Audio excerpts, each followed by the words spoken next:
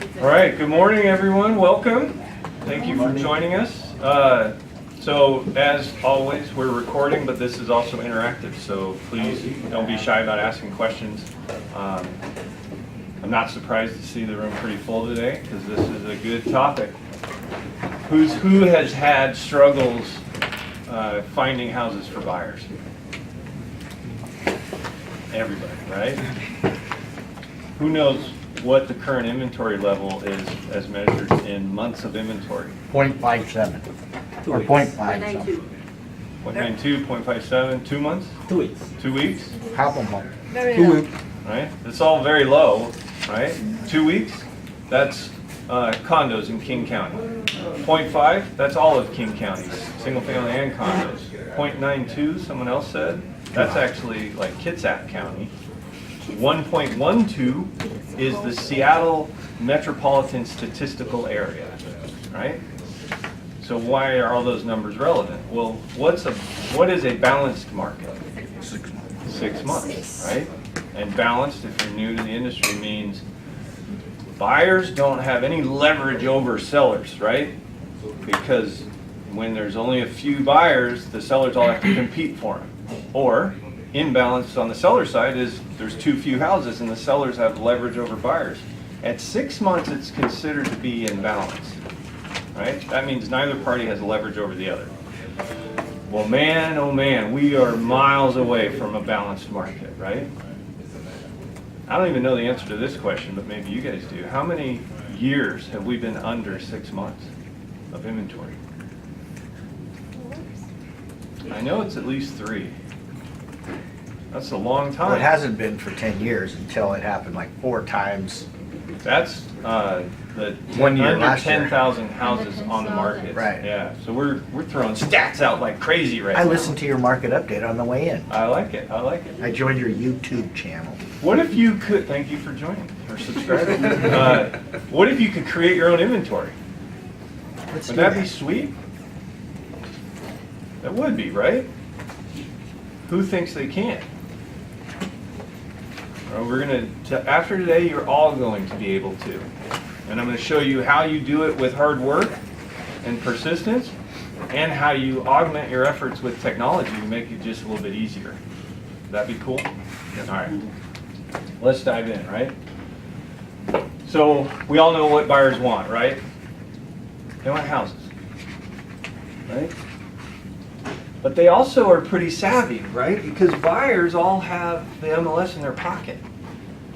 So how many of you that raised your hand that have had difficulty with your buyers also at some point had your buyers say, man, it's hard. Is it always going to be this hard, right? As you all know, we have a software platform, right? You get to use it, V4. We market that platform to loan officers. And in our presentation to them, one of the first questions we ask is, how many buyers do you have in your drawer? Right? Because the lender pre-approves the buyer. You might refer them to the lender, or they might refer them to you, but they pre-approve them, and then they wait while you go out and show houses. And it could be months. It could even be years, right? Who's had a buyer say, I'm done, as a result of buyer fatigue? I have. If you haven't yet, you will, because they're tired of losing, right? And they go, you know what? I've had people that I call and say, hey, I found another one that might meet your criteria. Let's go see it. And they've said, oh, didn't I tell you? We just signed a 1-year lease. Right? They're now dead in my pipeline for a year, or 9 months if I'm smart, right? They get beat up, and they don't like losing.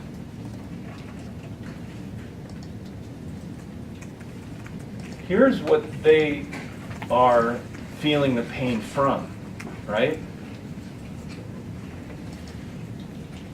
0.51, that's 2 weeks of inventory in King County.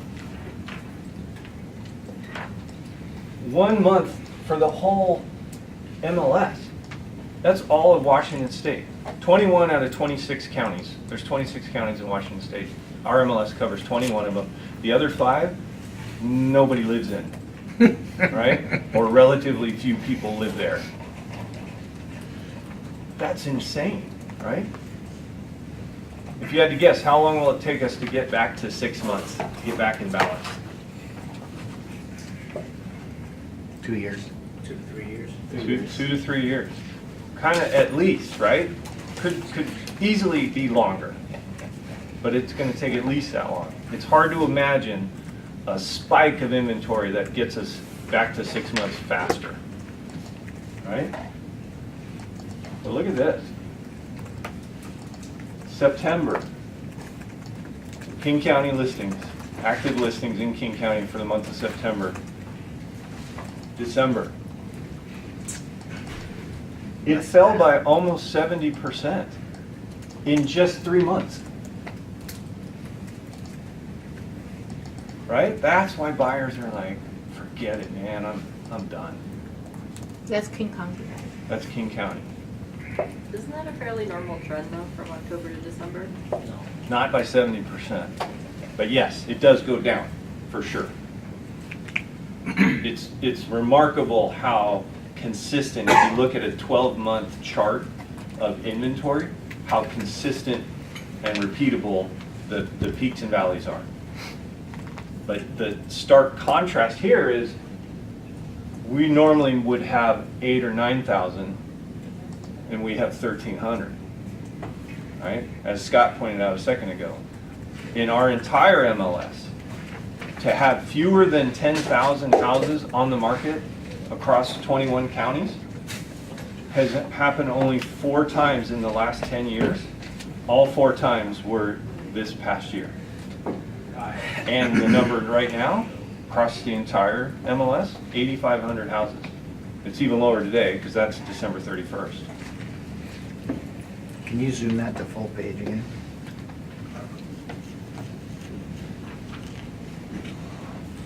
When you said that, my first thought was, I don't know, we're going to find out. Good job. Yeah, so where did you get those numbers? These come right out of the MLS. I just need to figure out how to do that. That's a Yeah. massive database of information. If you really want to search around, find a lot of stuff. Like Actually, everything. I'll tell you exactly what I do. This is how I create those monthly videos. I just read the press release. The MLS puts out a press release the first week of the month, every month. I just read it. Because the more I can stick in this old brain of mine, the more credible and intelligent I sound when I speak to buyers and sellers, right? The first day of the month, right? It's usually hits around the 5th or the 6th, but the first week of the month, for sure. Yeah, and at the bottom of that press release, they put a bunch of charts of numbers.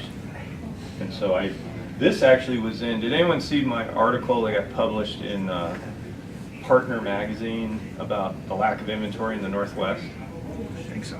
If you didn't, shoot me an email, I'll send it out. But I actually compiled this for that purpose, but only through November, I think, because that's when I wrote it.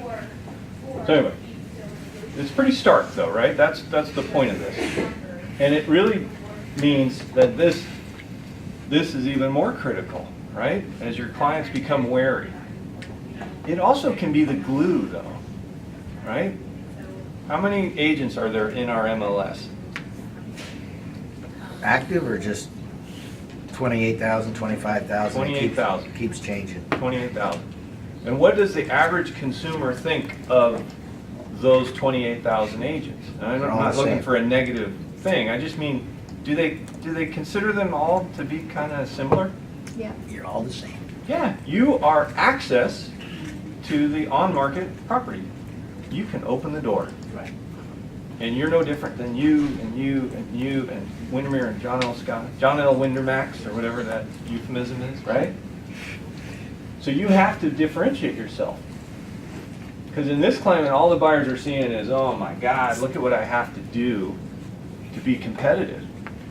If you were in Success Hours this morning, I was long distance high-fiving Scott because he found a house that's been on the market for 95 days. Woohoo! You can actually write an inspection contingency in that, right? Holy cow! If you look at some of our older videos, there's got to be points in those videos where you hear me say, I never write offers with no contingencies at all. And I, to this day, still haven't, but there's plenty of people at this table right now that have, and I don't judge them at all because you have to, especially in downtown Bellevue, right? Or if there was only 2 weeks of inventory on a condo that you're looking at, right? Buyers are scared. And the ones that write, you really have to applaud them. They are being brave, right? Because these are pretty high stakes. In a normal environment, you would never agree to spend $400,000 on something without getting it checked out. And yet, now you're having to if you want to win. Are there some things you can do to hedge that risk? Absolutely. Watch our Writing Winning Offers training. We actually cover the 5 alternatives to waiving inspection that you have. But the point here is that buyers are scared, right? And I'm not judging them at all for that. I would be too. But your buyers and my buyers are less scared because they got you as their Sherpa, right? You're their guide. You give them good advice, you help them win, you buy them a warranty, right? So if something's wrong, I have a client right now, learn from this mistake, right? And I'm not saying I made the mistake, but I will admit when I do. This house had a pre-inspection. I have the same speech with my clients every time when it's that situation. I tell them, you have a choice. You can use the pre-inspection that's provided by the seller and you can trust the contents of it. On the bright side, inspectors are licensed, so they're held to a standard. So that's comforting, right? The downside though is you could have 10 inspectors inspect this same property, you'll get 10 different results. And that's troubling. So what you have to decide is, are you going to trust what they got, or do you want to get your own and maybe compare the two? It's a $400 difference, right? It might also prevent us from waiving inspection depending on how we structure it. So what do you want to do? My client chose to trust the inspection that the seller did. So far, they've found about $30,000 worth of things that inspector missed. And they're feeling like they're in the money pit. Can they literally sue that owner? I've referred them an attorney, yeah. I would say they Yeah, could. but only if they can prove that the seller knew about stuff and lied on the seller disclosure. There's actually a disclosure. What about the inspector? But I buy all my clients a warranty too. So like the latest thing was the furnace. When it dies, they get a new furnace for the cost of like a copay. Because you have to pay, like I think it's $75 or $65 for them to come out and look at the furnace and go, yep, it's dead. And then they put in a new furnace. Well, the furnace can be $3,500, $4,000, right? So those are things that I can do to give them a little extra comfort, right? But in the end, it's their decision, and that's why they would prefer not to make those omissions or take those risks. If the seller offers a warranty, do you still offer one yourself? No.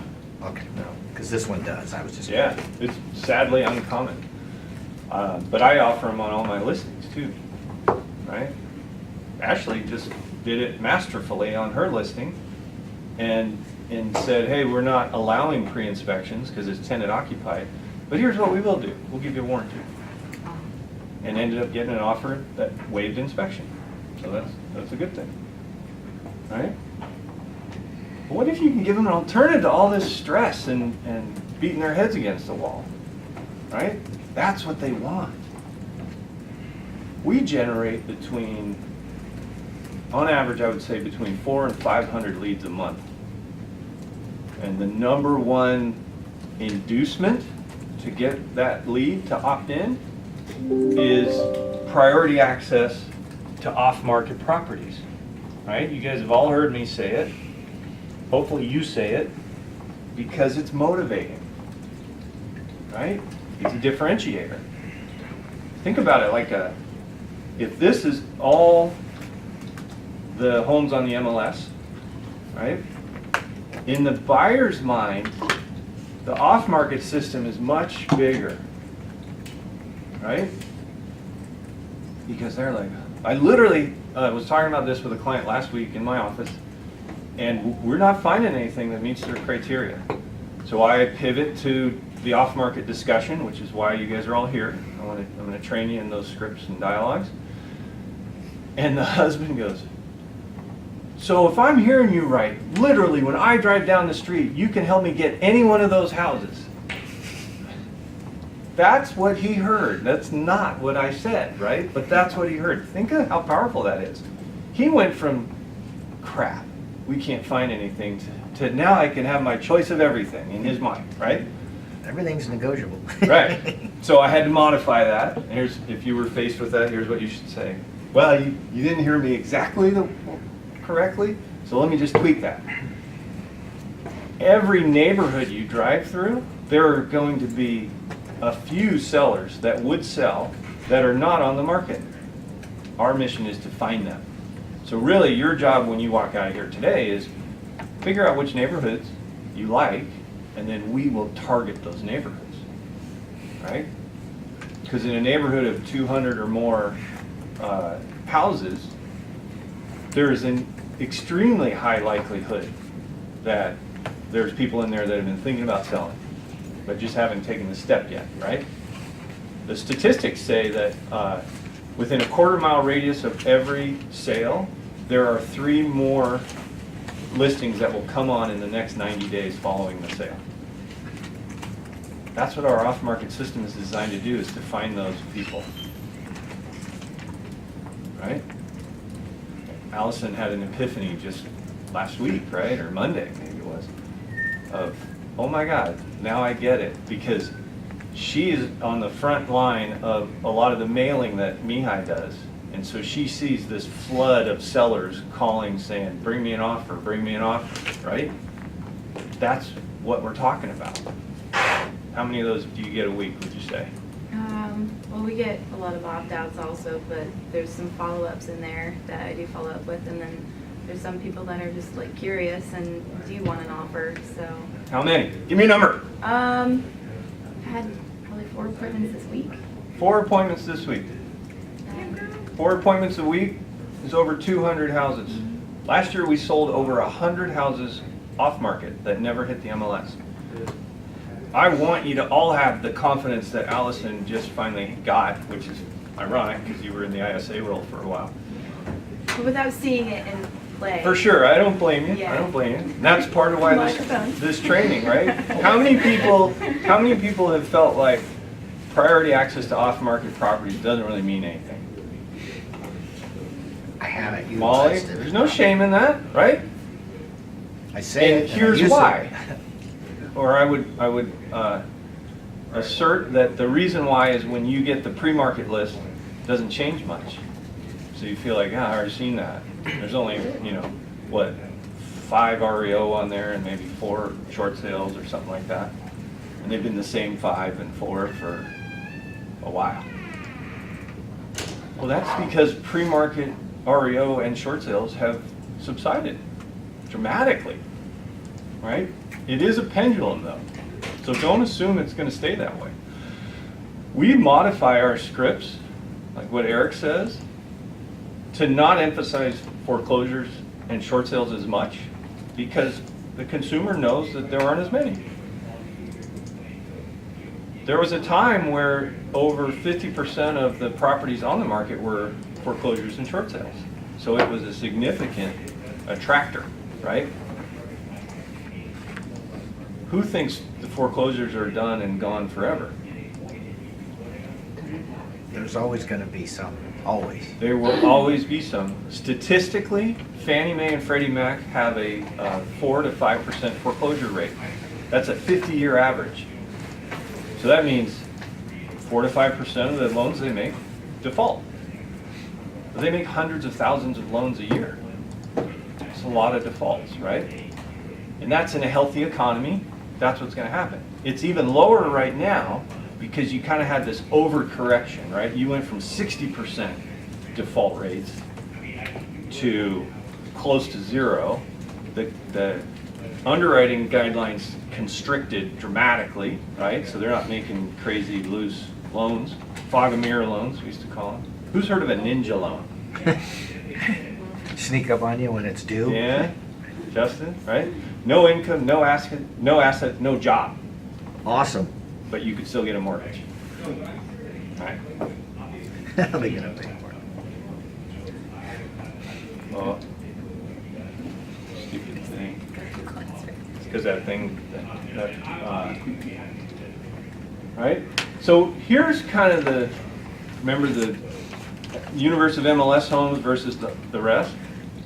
This is the order in which you communicate to customers. Because in their mind, this is the biggest pool of loans. Like the client I just told you about, who said I can walk down any street and pick any house. Right?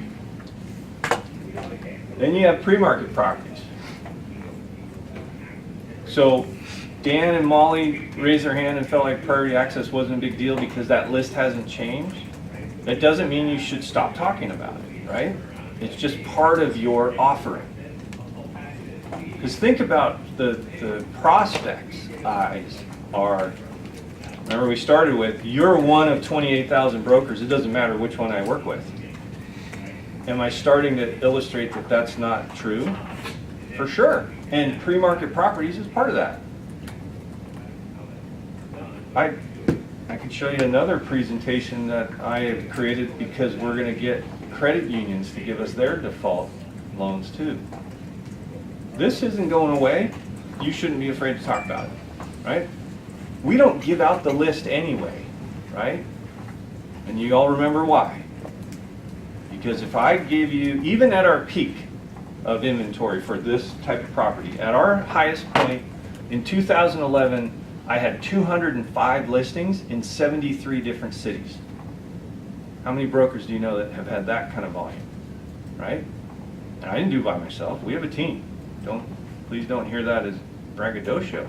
But in that big, massive quantity of inventory, if I gave that list to Holly and Holly said, I'm looking in Kirkland, what's 205 divided by 73, right? I might have 2 or 3 houses in Kirkland. And she might look at those 3 addresses and go, well, I want Houghton. I don't really want that. Roseville and blah, blah, blah. So now your list of 205 addresses is worth nothing to Holly. And your differentiator is worth nothing to Holly. It sure as hell got you a chance to talk to her because she viewed it as this great big opportunity, but then she saw you only had 3 in Kirkland and they weren't in the neighborhood she wanted, so you're out. What she doesn't realize is we might get the perfect one next week, right? We were getting 10 to 15 houses a week at that time. So we don't give out the list because we don't want them to sort of self-eliminate. What we say is, I'm going to check the list for you. Now that I know your criteria, if there's something that meets your criteria, I'm going to bring that address to your attention so you can drive by it and check it out. That opens the door for me to cover all of the different opportunities, not just the REO list, right?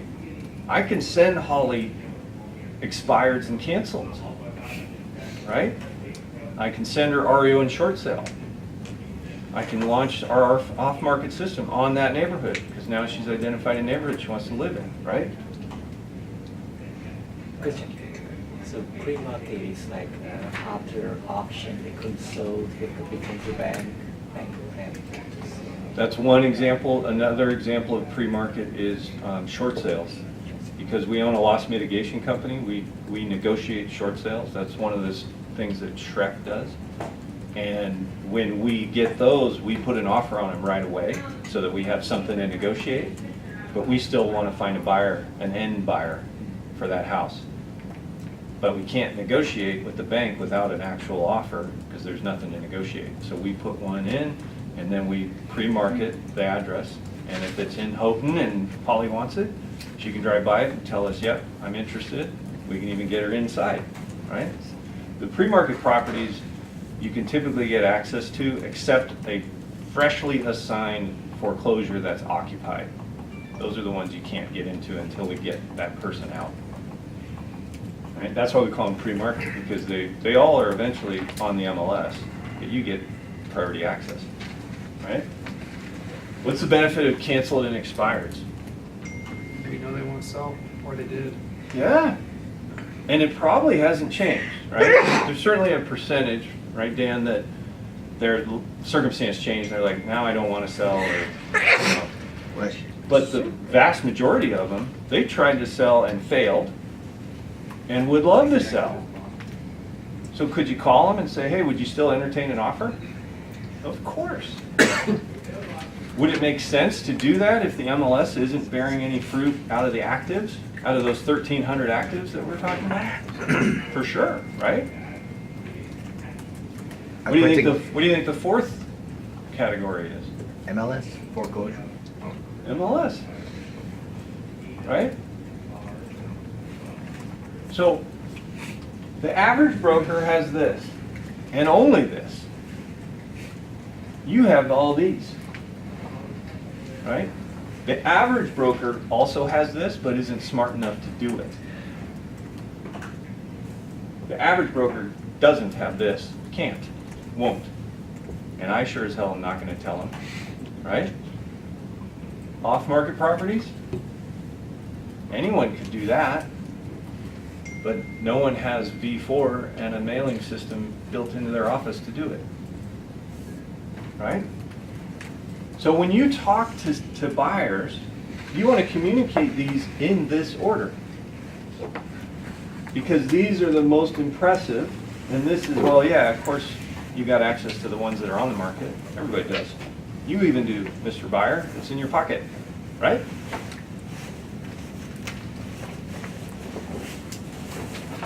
What order do we search them in?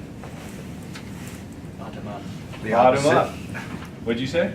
The opposite order. The absolute opposite order. That's right. And why is that? Because 90+% of them are going to come from the MLS anyway. And it's the easiest, right? Right. I can log on right now. If I know Scott's criteria, I can see if there's anything on there. If there is, I can show it to him. We'll write an offer, we'll sell it, right? So that's the easiest to harvest, but it also is very limited right now, right? Hi, George. This is Eric with Home Town Advisors. So what would you do to get after canceled and expired? To be exact. I just put a list together of 250, and all you have to do is look at the history of the property to see if it's sold after it canceled. And the ones that are still canceled, nothing happened, those are ones that I'm going to go after the owner and say I have a buyer. Can I say it a little different way? Yeah, better. I set up my search for, I won't use Scott because he's savvy and he's a broker clearly. I'm going to use Allison. You're also savvy, but I set up my search for Allison. I looked for actives and found one. She looked at it and she said, oh, it's too small or whatever, right? Didn't find anything that met her needs. All I do is check the canceled and expired boxes on the status column, and boom, here comes a bunch of new ones, right? Now we can look at all those. If I'm with Allison and we're at the computer, we will look at them right then and there. If we're not together, I'll pare it down based on my knowledge of what she's looking for to maybe 10 or so and send them to her and say, take a look at these. These sellers are not currently on the market, but I can approach them and see if they would entertain an offer. Let me know which ones you want me to do the research on, right? Now, the thing that Scott said that's really important if you do this is you need to click on the little clock that's under the photo to see if there are any other listings, because a majority of canceled and expired relist, right? So you don't want to call a seller that is listed with somebody else. Dan? It might also be wise to check on a realist to see if they sold it off market at any point either. Absolutely. It's the same owner. Yeah, I'm going to say it again just so it's in the video. So what Dan added is not only do you want to check to see if it's relisted, it may have already sold. So you should check realist to see if the title has changed hands. How would you know if you clicked on it and opened it and the name up there was John Jones, how would you know that it changed hands? it'll show the recording date and everything of a That's new right, you owner. go down to the bottom, you see if that's been recorded. And that's what I'm scrubbing, so I got a decent list to send them. I also checked temporarily off the market and sale favor release just to see what came of it. TLMs are awesome. So Yeah. you can call the listing agent too. When's it coming back, right? Yeah, I saw one, I was doing the same They may thing have this been weekend, I fired. saw one that said, in the agent remarks, please don't call the seller, we're gonna relist in March, but absolutely happy to entertain showings and offers in the middle. And I was like, perfect. Client, what do you think of this one? All right, you're kind of taking a no stone unturned approach to this, right? And that's really smart, that's prudent. So that includes canceled and expireds, temporarily off the markets. TOMKs are traditionally and statistically more likely to be coming back on with the same broker. But as Dan pointed out, you can call the listing broker, right? If it's TOMK, see what they're doing. They're all happy to take offers while it's temporarily off too, typically. Yeah, for sure. Their goal was not to go on the market and then come back off. Right. So you make them look better by helping them sell it while it's off, right? Become their best friend. So pre-market, we talked about, you know how to highlight that. You don't share the list. You let them know, here's the script you use, right? When they go, oh, pre-market, tell me more about that. Well, our firm is the #1 broker in the state for foreclosures for a number of years. We represent all 4 GSEs. You guys know what a GSE is? Government-sponsored enterprise. So Fannie Mae, Freddie Mac, HUD, and VA are the 4 GSEs. So here's what I say. And I don't expect the consumer to know what a GSE is. I go, yeah, well, we were the top REO broker in the state. We sold more foreclosures for more banks than anybody else. And we represented Fannie Mae, Freddie Mac, HUD, VA, and about 50 other banks and servicers. And so at that point, most consumers still aren't sure what that means. So I always add just a real short sentence, and I say, what that means is when they foreclose, they assign the listing to us, and before we put it on the MLS, we share it with you. And that's when their eyes light up and a little drool comes out. Right? GSE again, one time. Government-sponsored enterprise.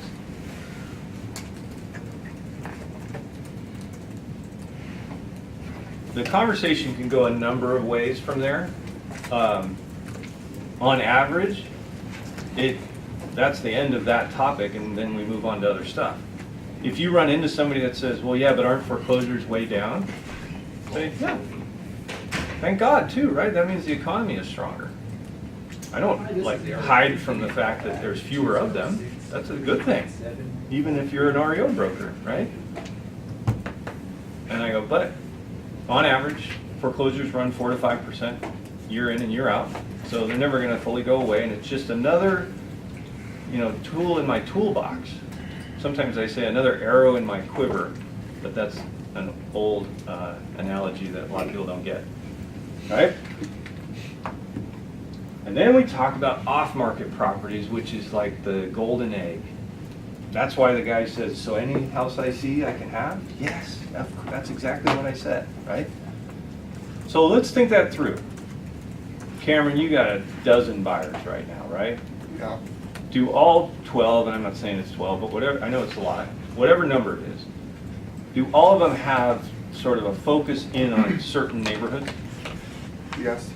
And it's usually more than one neighborhood though, right? Because, when there's a shortage of inventory, they're trying to open their mind to more geography. And if you're going to work the off-market system, you really want them to narrow their view to a smaller geography, right? Because if somebody says anywhere in Kirkland, how many houses are in Kirkland? We're spending a lot of money. Probably 30,000 homes, something like that, right? How much would it cost to direct mail all 30,000 homes? How long would it take you, 16,480. even if you had Kelsey and Molly helping you, how long would it take you to door knock 30,000 homes? Long time, right? 1,000 days. 1,000 days. 30 a day, nice. Oh no, 100 days. No, no, no. I was gonna say, we can hit it at least. We did 300 in a week, so whatever. I don't think that's the point of the exam. Let's go do it. Hey, there's a chance for them to, you know. A month. A month. Prove it. We'll go with a month. All right. That's good, 1,000 a day. All right, let's dig in. Definitely get our steps with that one. All right, what if you could offer on homes in every neighborhood, right? That would be helpful and encouraging. So you start with our criteria, right? That's where you started when you were looking at the actives. Now you're trying to find it in a bigger pool of homes, but it still has to be the right square footage, the right bedroom bath count, right? All the things that are important to them, if it's school district or whatever, right? I have one right now that I'm working. They want me to help them find a waterfront tear down. And yeah, and a minimum 50 waterfront feet. Could you search for properties, parcels that have minimum waterfront feet? Yeah. Hell yeah, Yeah, right? got nothing. Don't underestimate how finely the criteria can be sort of drilled down to. So in my example with Cameron, they've got 3 or 4 neighborhoods they would consider. All he's going to do is say, but which one's your favorite? If I could snap my fingers or wave a magic wand and find you a house in the #1 neighborhood, which one's #1? And that's when they're going to say, oh, well, clearly it's Georgetown or Houghton or whatever, right? They aren't going to say Kirkland or Seattle. So you get their criteria, right? If they are looking for a certain age home that has some sweat equity opportunity or a certain size home or a certain size lot, a lot of times they're open to different areas as long as it meets that criteria, right? So you can actually search for them to find the neighborhoods that have those houses. I'll give you an example. Like, if I had a client that worked at Microsoft, but he wanted some land, have you ever heard of Daniel's Ranch out Ames Lake Road? It's a neighborhood of like 85 houses. They're all on 1.5 to 2.5 acre parcels. I can hammer that neighborhood for that client, right? And 85 houses is way better than 30,000. Hi, this is Eric. I got your request from one of our Right. websites that you're interested in getting an offer. Once we've narrowed it down, we can go find them a house or multiple houses. Really, the goal would be multiple, right? Because what's the chances, in my example, that I market to 85 houses in Daniel's Ranch and I find one, what are the chances that my client drives by it and goes, yep, that's the one? Not great. Yeah, pretty low, really, right? Because you can't force somebody to like a house. From the street, their gut is their first barometer of whether that house is going to work for them. If it works and you only found one, do the happy dance, because that was a statistical anomaly. What we really would like is to find a few, because then it becomes easier for them to make compromises in their own mind. Do you know what I mean by that? They go, I had this list of criteria, there was 11 things. Rarely does any house meet all 11 things, right? But this house meets all of them except these 3, and this house meets all of them except these 2. But those 2 were more important to me, so that makes this house more attractive to me, right? It's like a bartering system. And when I'm able to show them 3 addresses, they can go, Does the house have an office? like that or one, could be don't like that used one, an love that additional one. bedroom, or- Because they're measuring it relative to the other 2, not just relative to their criteria. Do you see how that makes it easier for them to fall in love with a house? For sure. So let's take it a step further. Continuing with Cameron's scenario, right? We find a house using the off-market system, but only one. Before he sends it, what should he do? Call the owner.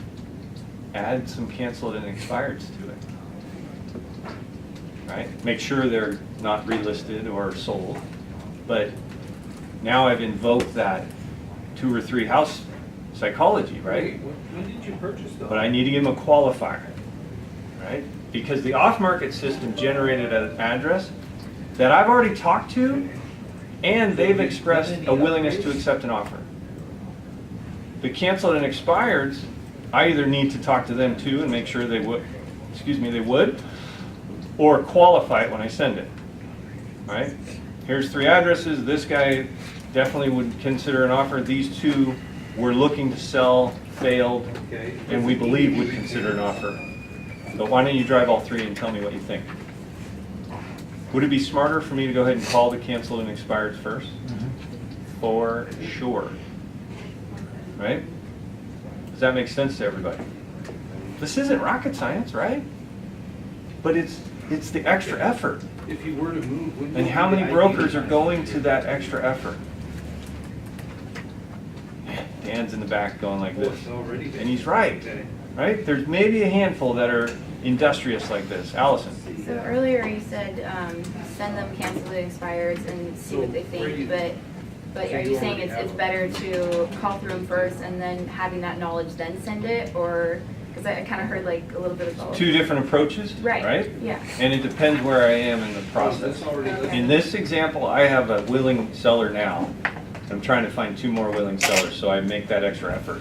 In the first example, Real estate agent or- I hadn't yet launched my off-market system, but I found 20 canceled and expireds, Right. and I don't want to call all 20, right? So I go through it, narrow it down to the 10 that I think meet your criteria, and I send them with the caveat of, these people tried to sell and failed, Is he gonna be? and may consider an offer. I'm happy to research all of them, but why don't you tell me which ones you like the best, and I'll Okay. start there. I see the difference now. Yeah. Thanks. So it was like a volume, the difference was the volume of. Right, when you get to know their criteria, basically. Yeah, exactly.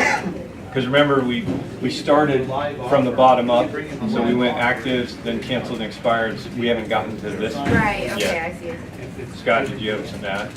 How many years back do you go? Let's say you do the history and it shows it canceled in 2012 or 14, but you can't find that it's relisted or anything. Yeah. Does it matter, or do you really Well, you care? could call that one. Because even, they might even be more willing now, it's been 6 years or Yeah. whatever.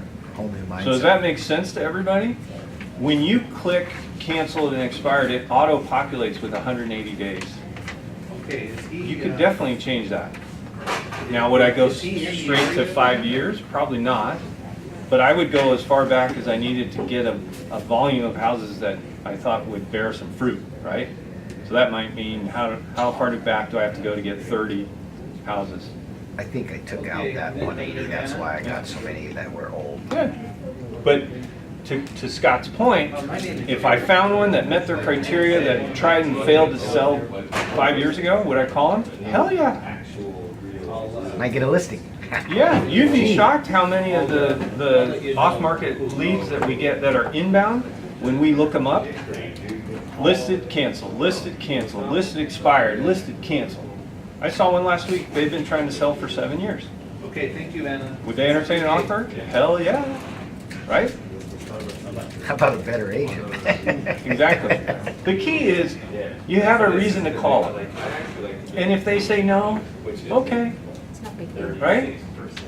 And I don't just say okay and hang up, I say, is there some point in the future where you think you might be ready to sell? Yeah, we're not planning on going anywhere until my daughter finishes high school or whatever, right? Would it be okay to stay in touch with you? I'm gonna be selling houses in 2020 and beyond. I sure as hell would like to stay in touch with somebody, build rapport. God, if only there was a way for me to drip on them and nurture them as a prospect. If there was just some software that maybe auto-fired emails at them that just reminded them of how awesome oh wait, there it is. V4, right? Drop that person into your Hometown Advisor blueprint. Mail them the value of their home on the newsletter every month. Scott, remember Scott's training from the 21st? People buy 100 leads from Zillow, pay $5,000 a month to get them, sell one house on average. The other 99 people are still going to buy or sell. They are just somewhere else on that 422-day time frame. You should cultivate and incubate the 99, right? This is no different. Oh. Oh, scary. Now, this is a safe zone. Who saw those two words and kind of went like this? Anybody? Nobody? Just bring your vacuum cleaner Jamie, with you. I appreciate your honesty. These other people are liars. Door knocking is scary, right? And it feels kind of Weird. icky, right? Because you're a door-to-door salesperson, right? And the efficiency is quite lower. Efficiency is Yeah, quite lower. Productivity is actually quite high, though.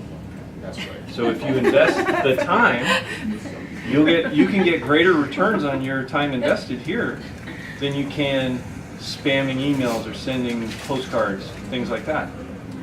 Plus, you're getting to know a neighborhood, right? That removes some of the anxiety, right? Molly and Kelsey door knocked 300 in a week, We right? signed a buyer seller yesterday.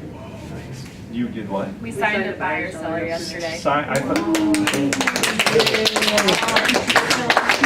Boom. By door knocking? Yeah. Okay, I'm gonna talk on Monday. They're too look at everyone in the sweet, room. non-intimidating. You know, I knock on the door, they're like, holy shit, what's this guy want? No, we just, and Molly gets all the credit for this, but the purpose of our door knocking wasn't to sell a house. Right. It was, we had to create an ulterior purpose. Right. So we're not knocking on your door to see if you're willing to sell your house. We were passing out Christmas cards and candy canes, introducing ourselves to our neighbors. So just by having a different purpose up front, it takes a lot of that fear away. Personally, I had a ton of fear with door knocking. It was like, screw this, I'm never doing it again. But then we kind of made it fun and it became fun. I love that most of the room saw that and went, I don't know about that.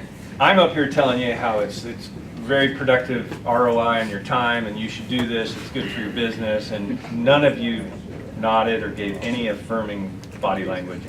The minute they said signed a buyer seller yesterday, I heard Holly say, oh, I'm going to try that. Come on!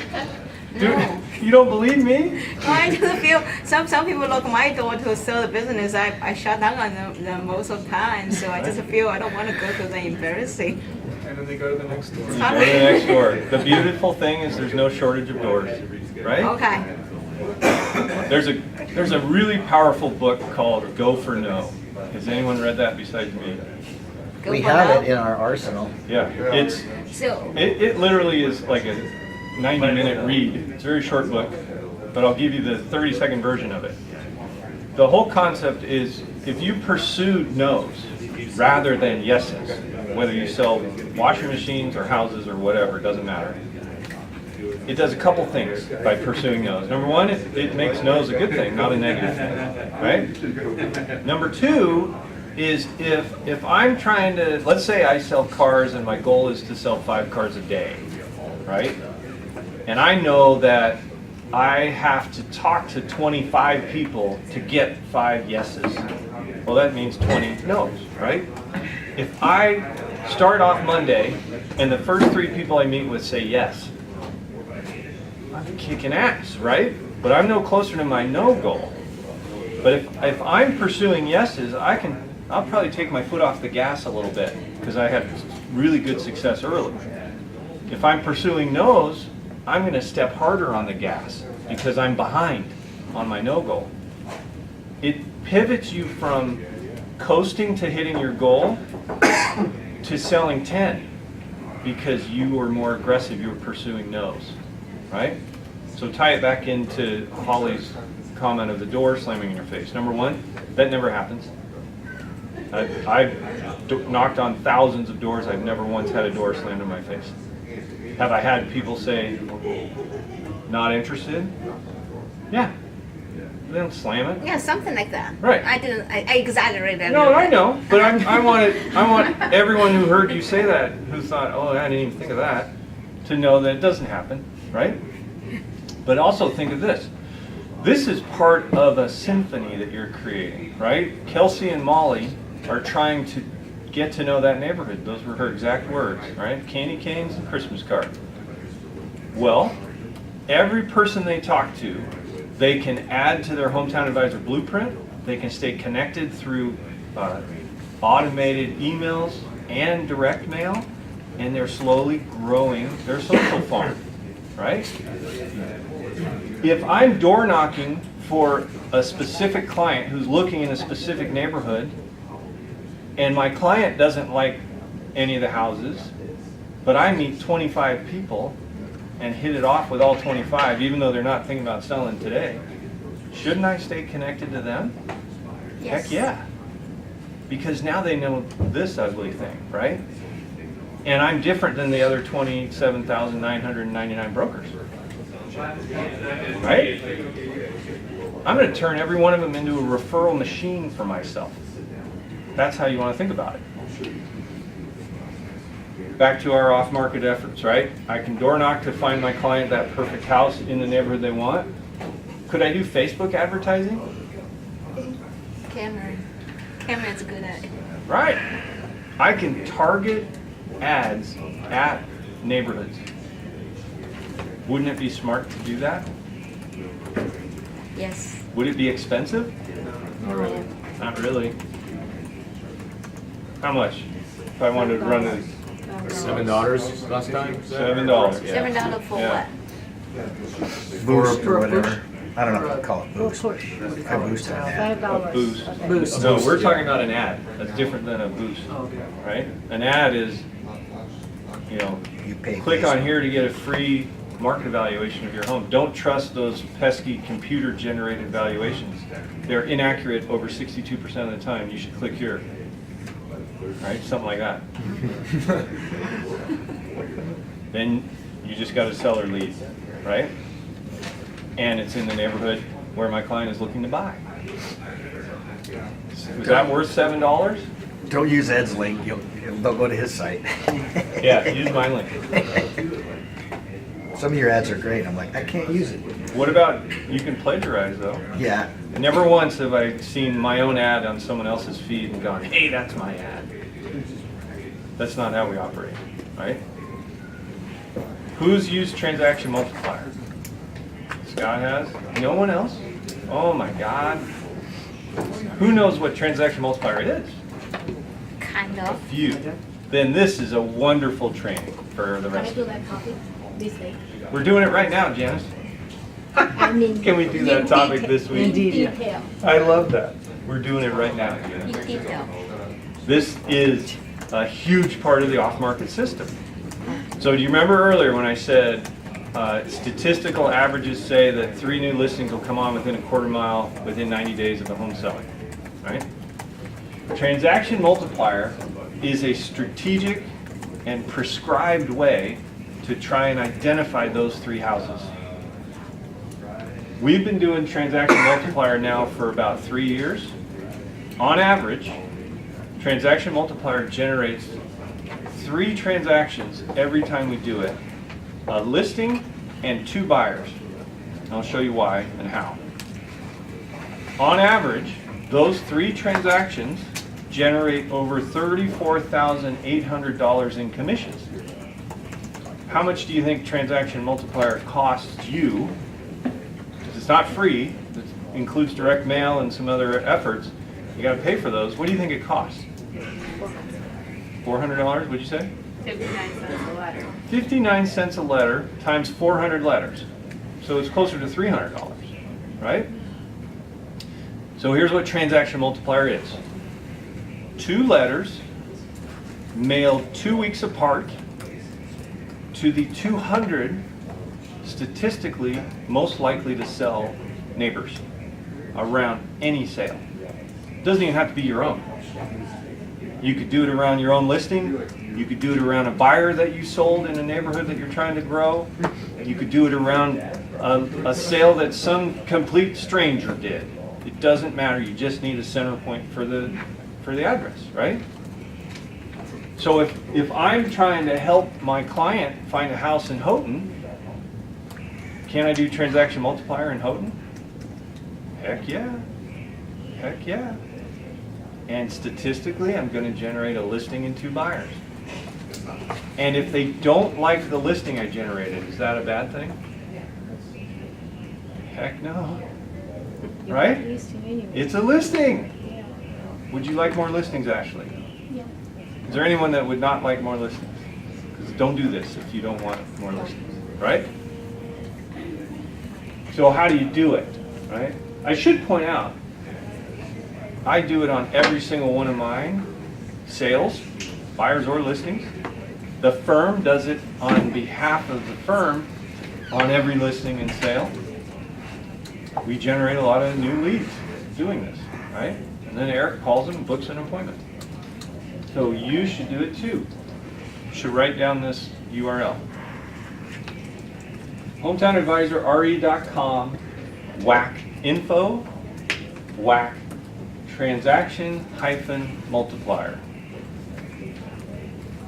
Is this a third-party program or? It's ours. Oh, yours? Yep. Okay.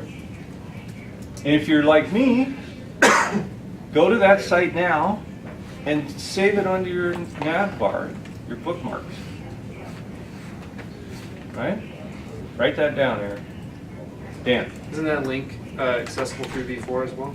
Just the transaction multiplier button? Yep, you can get through there, yeah. Does everyone have it before I advance the slide? There it is, yeah. So that's what Janice just showed me, right? So it starts with property details. You're going to enter your name, subject, address. What's further down is bedroom, bath count, square footage, photos, remarks, right?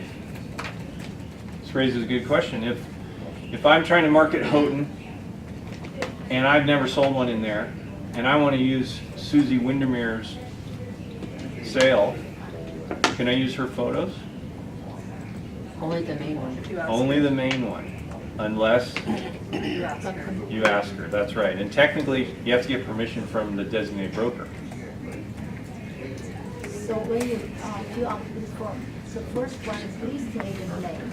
That's your name? Yeah. This assumes you're doing it on your own listing, but you don't have to limit it to that.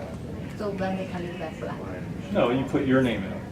Even if it's somebody else's. Yeah, yeah.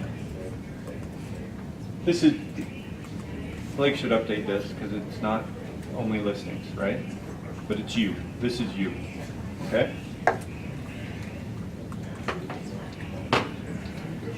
Once you fill in all the property details, you're then going to advance to the online marketing section, right? You tell Blake which ones you want to do. We can't do coming soon, right? That's an MLS violation and averages somewhere between $4,000 and $10,000 in fines. What we can do, and you can explain to Blake, send him an email that says, hey, I want to do a coming soon type page, but I want to do a countdown timer to an open house or to an offer review date. But we can't put that site up until the listing is live on the MLS, or else you get a fine. We don't get the fine. We, meaning V4, doesn't get the fine. They're a software company, right? But you, the agent who hired somebody to do it, would, and we don't want you to get a fine. Is that clear to everybody? So just to restate it, you can still do coming soon, but it can't count down to when it goes live. It has to count down, it has to already be live and count down to some other date. Okay?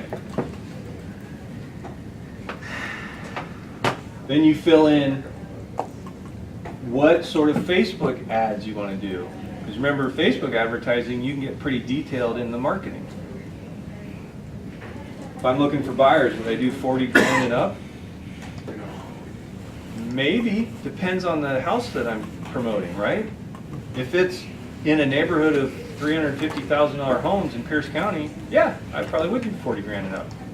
If it's anywhere in King County, I would probably do 75 grand and up. Remember in last week's training, 75% of the users of Facebook make 75 grand or more. It's pretty fertile grounds for this sort of advertising, right? So you fill that in based on the house you're promoting, right? You pick the page type, and then you get to the direct mail page. right? Do you want to include the transaction multiplier mailer campaign? If you don't, you'll save $300. But I don't recommend you bother doing this. I mean, yeah, you could do the social media and the landing pages, but the letters is what elicits that new listing, right? The online stuff is what gets the 2 buyers that we get on average, right? Upload your mailing list. Where do you get that? Your title rep. Blake can help you as well. Realist is an easy option. Sorry? Realist is a good option. Realist, you can pull your own. But what you really want to do is get Blake's assistance, because to identify the 200 most likely to sell is going to be more lucrative and fruitful for you than just the 200 closest, right? Because if you mail to a bunch of people that bought their house in the last 24 months, they're not selling, most likely. Kelsey, were you going to ask something? So if you just do the online marketing portion of it and you don't do the direct mail, what's the price point involved with that? Is this included with Blueprint, or do you just have like a Facebook budget for the marketing? It's not included with Blueprint. It's a budget over and above that because it's separate advertising, and I don't know what it costs. Blake can tell us though. That shows you how often I do this without the mailing. Never. So I don't know. All right. Date of mailing, name of sender, phone number of sender, right? Because at the bottom of the letter, it's going to say, give me a call if you want an offer on your house. You want it to be your cell phone, right? Remember, the 5-minute response times apply to all leads, right? You are 21 times less likely to convert a lead to a customer if you wait even just 30 minutes. So respond in 5 and you'll win. I can't tell you how many times I've called within 5 and met with the customer that same day or the next day because I called within 5. And when I don't, guess what happens? I got one on my desk that I've been calling this guy daily since like Christmas because I wasn't able to call within 5 minutes. And it works, right? So here's the key, right? And I touched on it earlier when I asked who thinks priority access is BS. You have to speak with confidence, especially with buyers, right? A buyer will mirror your enthusiasm or lack thereof. If you aren't excited to help them and excited about their prospects of succeeding, they're going to be like Eeyore, right? Or at least going to be like you. So you have to have confidence in this. And whether you think you're going to win because of the off-market system, or transaction multiplier specifically, or you're going to win because of the REO list, whatever you're the most excited about, draw your confidence from that, but speak about them in total, because the reality is the house could come from any of those sources, and you don't want a prospect, a buyer client, to be focused on one thing, right? Because 2 things happen. Number 1, they just reduced the statistical probability of succeeding. Number 2, they have now forgotten about the other 3 things you do, and they pigeonhole you and think, well, but now I just ran into this guy, Ed Lane, says he has this off-market system, right? And you'll lose your client if they pigeonhole you, right? So you can help them find sellers who would sell but aren't currently on the market, right? That's transaction multiplier. You have access to pre-market foreclosures and short sales. You know how to get expireds and cancels to reconsider selling, right? And you are better if you can deliver all those things